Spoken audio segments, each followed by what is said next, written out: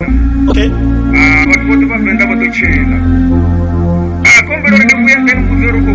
Okay. Sure, ndindirani wa muli. Okay. Sure.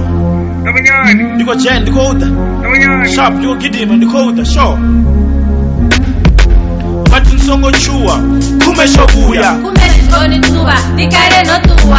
Hari chirwapera uri ni buya ni mwetuwa. Noba ndi kitchen, ndishko baga, ndishko bika. Shiliwa sono tipa, sono fichela jina musika. Phone ichi jeno, lulu imbo ndarubika. Ndampa message, nako baka paperweight.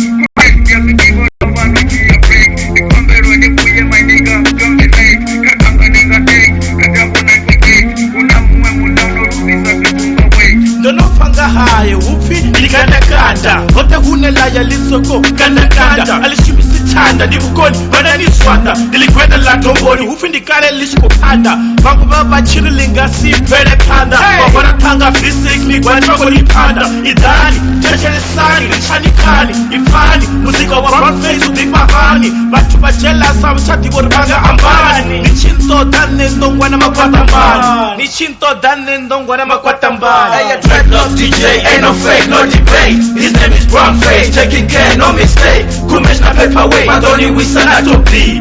Uneraba hone ni ndo wana hoto fi. Na musi hubu siku hoshi para hoto mzi. Kano masi ari hoto pisa dolo nzir. Sechele sani, bumurani nyoru bi. Kubanganani, zikani nitori bi. Keyo twana kasi chichela ndoru marwati. Kichata tana pasinga mapumbo alipasi. Kwena barate pasha kosa sino bupashasha. Irfan FM always put your smile in your face. Who else could be if not Musu wana brand face? Mote na finitere bato kata sazipere. Rashika speche ratu kate na mimeze. Nen kusa zito kipa koni kwa shanga muzika.